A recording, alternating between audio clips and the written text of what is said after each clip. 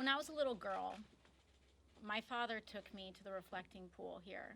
We were on a road trip from New York to Florida to visit family. And I've told this story before, but it was my first time ever visiting Washington, D.C. And it was my only time visiting Washington, D.C. for years, if not decades. And he rested me on the side of the reflecting pool and had my toes dip in the water. And he had me look at the Washington Monument, had me look at the Capitol, had me look at the entirety of the capital of our great country. And he looked at everything and he pointed to all of it and he said, "This belongs to all of us. This belongs to you and it belongs to me." And so the first note that I want to tell children across this country is that no matter what the president says, this country belongs to you. And it belongs to everyone.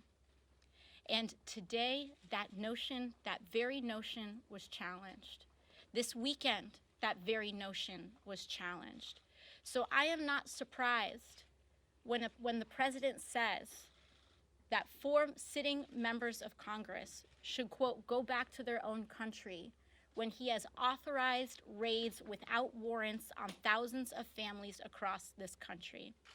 I am not surprised that he uses the rhetoric that he does when he violates international human rights and takes thousands of children away from their families.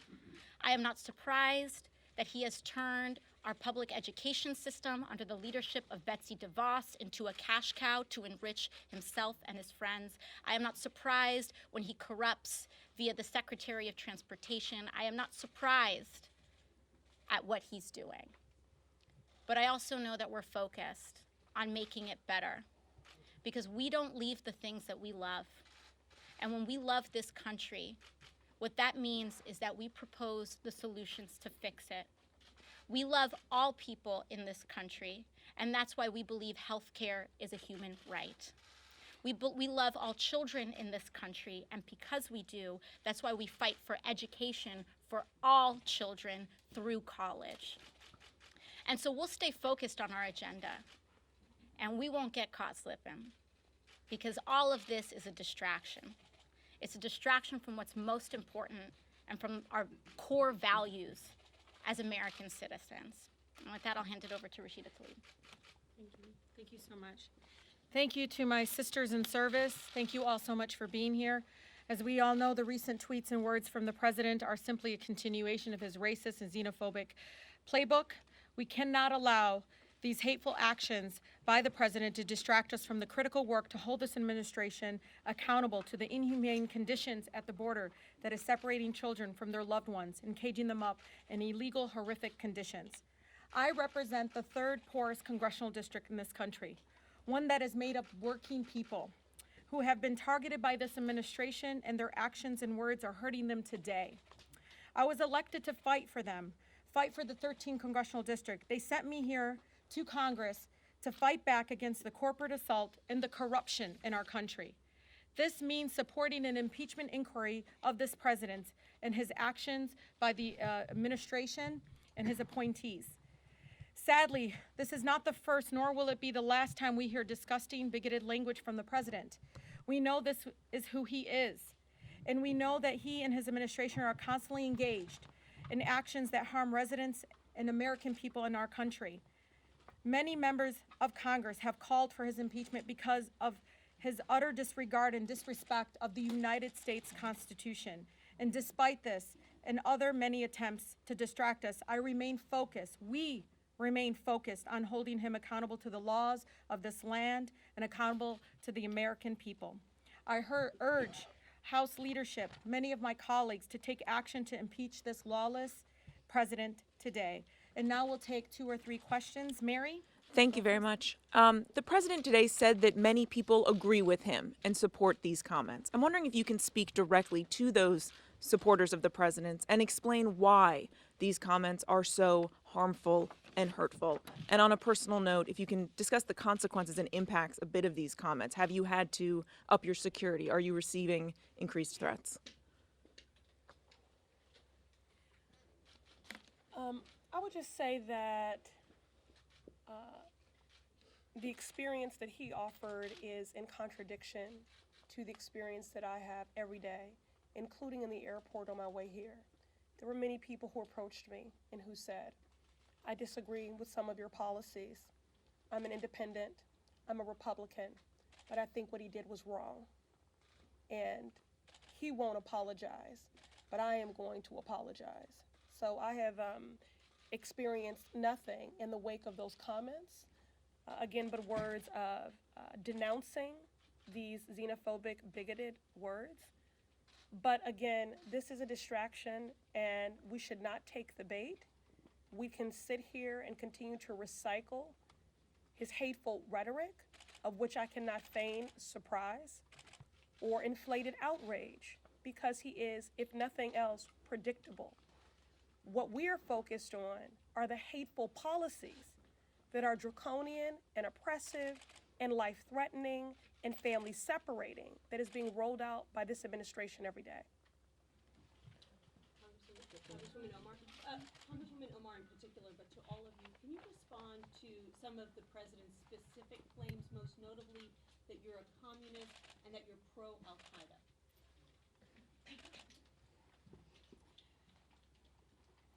You might have noticed how when he said, go back to where you came from, there was an uproar through all of our communities, because every single person who's brown and black at some point in their life in this country heard that. Now, when he made the comment, I know that every single Muslim who has lived in this country and across the world has heard that comment. And so I will not dignify it with an answer, because I know that every single Islamophobe, every single person who is hateful, who is driven by an ideology of othering, as this president is, rejoices in us responding to that and us defending ourselves. I do not expect every time there is a white supremacist who attacks, or there is a white man who kills in a school or in a movie theater or in a mosque or in a synagogue, I don't expect my white community members to respond on whether they love that person or not. And so I think it is beyond time. It's beyond time to ask Muslims to condemn terrorists. We are no longer going to allow the dignification of such ridiculous statement. Some of you have made comments that the president took issue with that were controversial. Do you think that some of those comments made, if they were inflammatory, if they were controversial, that this situation would be different? Because he specifically directed some of those same comments back at the four of you. Could you repeat that? The president took issue with some of the comments that some of you have made on a host of issues and turned them back around at the four of you. Had those comments not been made, whether they be controversial or not, or you perceive them as being controversial, do you think that that would make this situation different? In other words, he wouldn't have the firepower to turn it back around. No. Oh, sorry, go ahead. I will take this, and I think Alex has a great answer for this, so I'll let her finish it. Every single statement that we make is from a place of extreme love for every single person in this country. It is part of the mandate of why we ran for office and why we got elected. Every single person wants to make sure that they have people in the halls of Congress that is fighting to make sure that they have health care, that they have an education that is suitable in the United States, that they have access to proper roads and bridges, that they have access to clean water and clean air.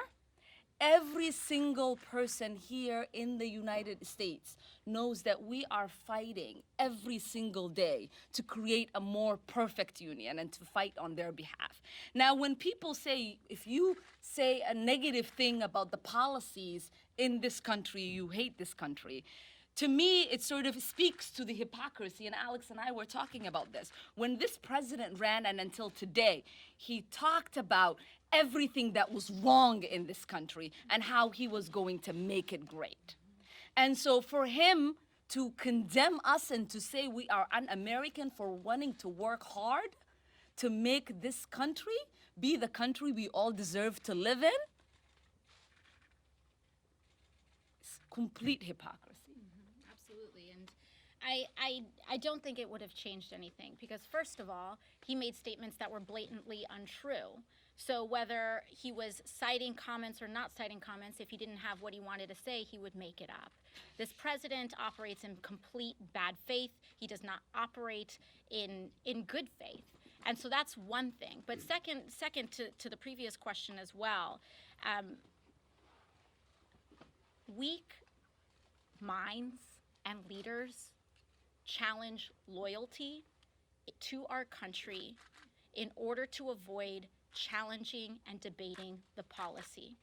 This president does not know how to make the argument that Americans do not deserve health care.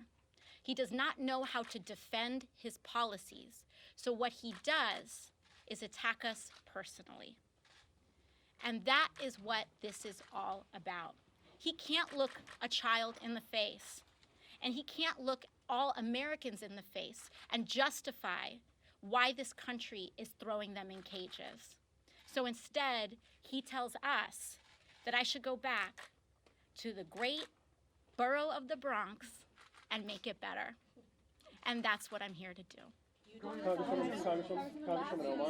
Thank you all so much for being here. We really do appreciate it. Thank you very much.